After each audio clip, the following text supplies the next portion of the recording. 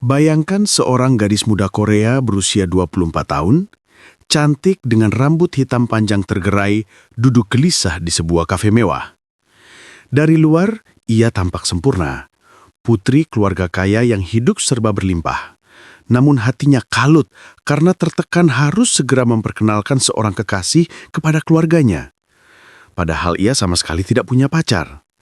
Matanya lalu tertuju pada seorang pria Korea berusia 27 tahun, lusuh dengan pakaian compang-camping, wajah kotor dan rambut berantakan, berdiri di luar kafe meminta belas kasihan. Saat itulah, ide gila muncul di benaknya. Menyewa pria itu untuk berpura-pura menjadi pacarnya di hadapan keluarga besar. Tanpa ia tahu bahwa pria lusuh itu sebenarnya menyimpan rahasia besar. Dan inilah kisahnya. Di sebuah kafe elit, seorang gadis cantik bernama Anindya tengah duduk gelisah.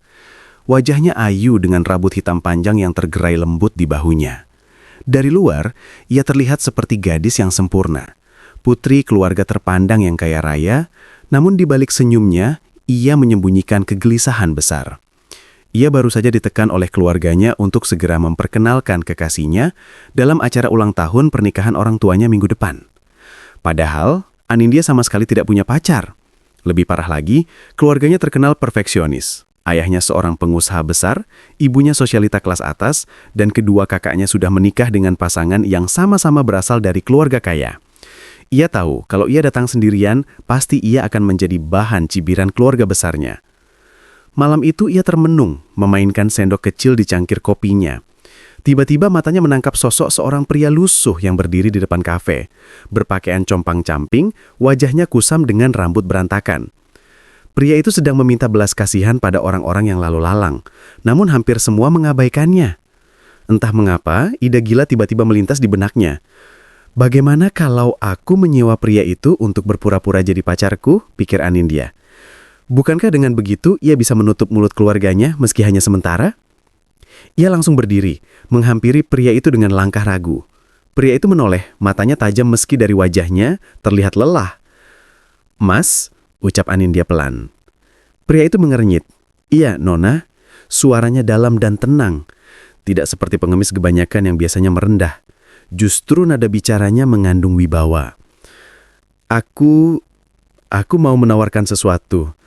Mau nggak kau jadi pacarku? Tapi hanya pura-pura untuk bertemu keluargaku minggu depan. Aku akan bayar." Pria itu memandangnya lama, lalu tiba-tiba tertawa kecil. "Nona bercanda. Aku pengemis. Bagaimana bisa aku berpura-pura jadi pacar gadis sepertimu?" Anindya menggigit bibirnya, lalu mendekat. "Aku serius.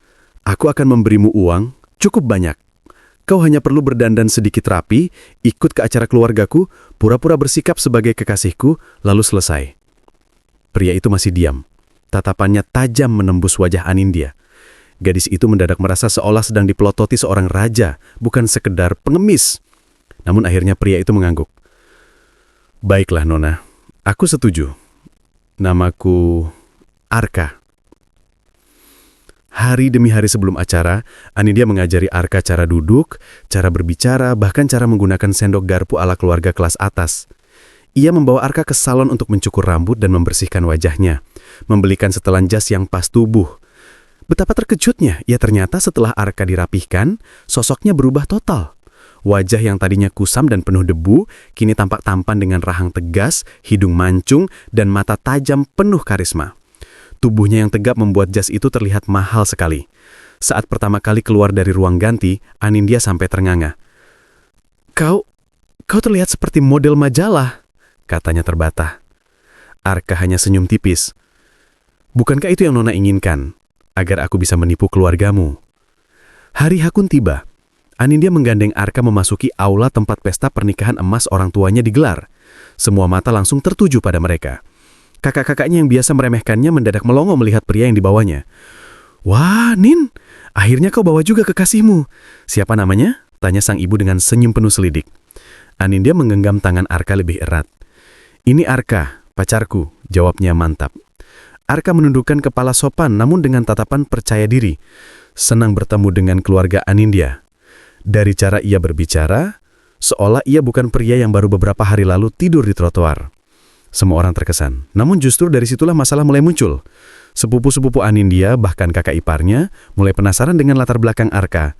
Mereka bertanya tentang keluarganya, pekerjaannya, pendidikan. Namun dengan tenang, Arka selalu menjawab tanpa terlihat panik. Saya menjalani usaha sendiri, bidang investasi, katanya santai. Semua terdiam karena jawabannya terdengar meyakinkan. Anindya sendiri ikut terkejut. Dari mana ia bisa berbicara seperti itu? Ia merasa semakin tidak mengenal pria yang ada di sampingnya. Malam itu semakin banyak orang yang mulai kagum pada Arka. Bahkan ayah Anindya yang terkenal sulit kagum pun mengangguk penuh respek. Kau pria yang tangguh, Arka. Aku suka caramu bicara. Usai pesta, di perjalanan pulang, Anindya menatap Arka dengan curiga. Kau ini sebenarnya siapa? Bagaimana bisa kau bicara sefasih itu, seolah kau benar-benar seorang pengusaha? Arka menoleh sekilas, lalu tersenyum samar. Bukankah kau yang bilang aku harus berpura-pura? Aku hanya melakukan peranku dengan baik. Jawaban itu membuat Anindya semakin penasaran, namun ia tak berani menekan lebih jauh. Hari-hari berikutnya menjadi semakin rumit. Keluarga Anindya jatuh hati pada Arka. Mereka mulai sering mengundangnya makan malam. Ayahnya bahkan sempat menawarkan peluang kerjasama bisnis. Anindya yang tadinya hanya ingin berpura-pura sebentar, kini terjebak dalam kebohongan yang semakin besar. Lebih gawat lagi, ia mulai merasakan debar aneh setiap kali bersama Arka. Senyumnya, tatapannya, sikap protektifnya membuat hati Anindya goyah. Ia sering bertanya pada dirinya sendiri, bagaimana bisa seorang pengemis membuatnya jatuh hati? Namun, puncak konflik datang ketika salah satu saudaranya yang iri hati menyewa detektif untuk menyelidiki latar belakang Arka. Mereka menemukan foto-foto Arka saat hidup di jalanan, berpakaian compang-camping, meminta-minta di pasar. Saat itu keluarga besar berkumpul di rumah besar mereka, dan sepupunya dengan bangga menuding, lihat, lelaki ini hanya pengemis. Nin, kau ditipu. Dia tidak pantas untukmu. Semua terkejut, termasuk Anindya. Ia menatap Arka, hatinya bergetar antara marah, kecewa, dan bingung. Kau, benarkah semua ini? Tanyanya dengan suara bergetar. Arka menatap semua orang dengan tenang, lalu tersenyum dingin. Ya, benar. Aku pernah hidup di jalanan, berpakaian lusuh, meminta-minta di pasar. Tapi apakah itu membuatku hina? Aku tidak mencuri, tidak merampok. Aku hanya menjalani fase hidupku. Namun kalian semua tidak tahu siapa aku sebenarnya. Semua orang menahan napas. Arka lalu mengeluarkan ponselnya, menelpon seseorang, dan beberapa menit kemudian, sekelompok pria dengan jas hitam memasuki ruangan. Mereka semua membungkuk hormat kepada Arka. Selamat malam, Tuan Muda. Suasana hening, semua mata melebar. Anindya tercekak. Tuan Muda? Arka menghela napas panjang. Baiklah, aku akan jujur. Namaku Arka Maheswara, CEO Maheswara Group. Perusahaan yang selama ini sering kalian dengar di berita. Aku memang sengaja menyamar, hidup di jalanan untuk melihat dunia dari sisi lain. Dan ketika Anindya menawarkanku untuk berpura-pura, aku menerima karena aku ingin tahu seperti apa keluarganya. Semua orang terdiam. Wajah-wajah mereka berubah pucat. Ayah Anindya sendiri yang biasanya angkuh pun terperangah. Jadi, kau? Miliarder itu? Anindya merisak matanya berkaca-kaca. Kenapa kau tidak bilang dari awal? Arka mendekat, menatapnya lembut. Karena aku ingin kau mengenalku sebagai manusia biasa, bukan sebagai CEO. Dan aku juga ingin tahu apakah kau bisa menerimaku meski aku datang dari jalanan. Air mata Anindya jatuh, bercampur perasaan marah, kecewa, tapi juga lega. Ia menyadari bahwa selama ini hatinya jatuh bukan pada hartanya, melainkan pada sosok Arka yang selalu membuatnya merasa aman. Keluarga Anindya yang tadinya mencibir, kini berbalik menghormati. Sepupunya yang tadi membongkar malah menunduk malu. Sang ayah menepuk bahu Arka. Aku salah menilai. Kau pria sejati. Kalau kau sungguh mencintai putriku, aku tidak akan menghalangi. Malam itu meski penuh tangisan dan emosi, menjadi titik balik bagi Anindya dan Arka.